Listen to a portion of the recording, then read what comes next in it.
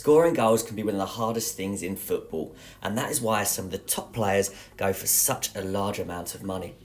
In match day 2 of the Champions League this week, a total of 42 goals were scored, and we're going to take a look at where they've been scored from.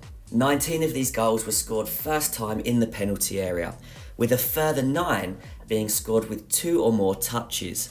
But as we move outside the area, we can see that 7 have been scored and 5 of them came from a first time finish, and only 2 when someone has taken 2 or more touches on the ball.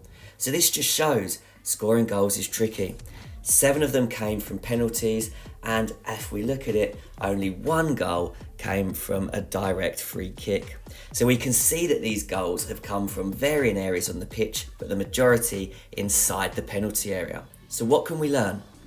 Watching all the goals together showed me that a lot of them come from wide areas initially, from players looking to get the ball into the box and then having runners, maybe the attacker attacking that near post or the winger getting to the back post to try and get on that ball when it's gone over the top.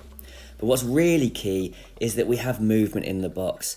Midfielders breaking in, attackers attacking in that near post, and wingers trying to score as well.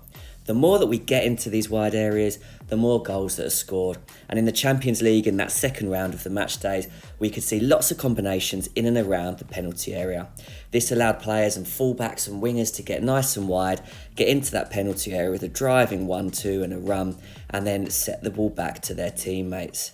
In many cases, the ball got played across the goal for a striker to go and knock it in, but in some situations, we had the cut back for the midfielder who's making that breaking run into the box. So the key position is getting into that penalty area more, making sure that you're making these runs that get you in the danger area. And a number of different positions can make these runs. So when the ball gets in and around the area, especially in these wide areas, make this run to get into the box. Strikers can go and attack that near post or go and attack the space in behind where they can go and get on the end of the cross to try and score. And we want those wingers to make these darting runs to the back post, trying to get into the area as much as they possibly can. Midfielders also have great chances to score many more goals, and if they can make more late runs into the area, they'll score more. But it's not just about those wide areas, it's about trying to run in behind the defence and take advantage of the space that is in behind that back line.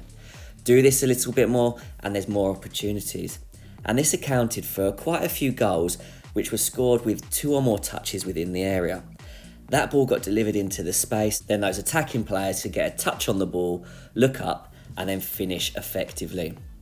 So this movement in behind creates that time and space, and the danger area here is that penalty area and that space we have behind that back four. And wide players can make these darting runs in behind the defence.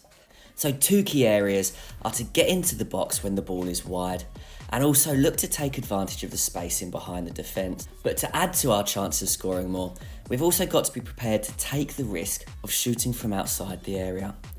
In the Champions League this week, 7 out of 42 goals were scored from outside the penalty area, which is actually a surprisingly high number.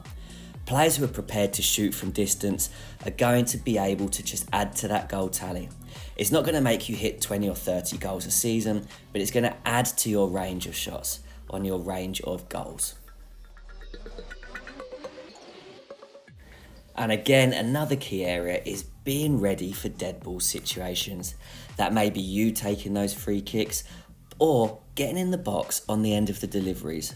Lots of goals are scored from first time finishes inside the penalty area from dead ball situations, from corners and free kicks. If you can get in the area and be ready for any balls into the box and potential knockdowns, then we're going to have a better chance of scoring more goals.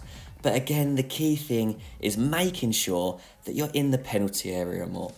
The more that you can get in the penalty area, the higher the chance you're going to score more goals. So free kicks and corners are a great opportunity for this, no matter what position you play in. Do this and you will score many more goals.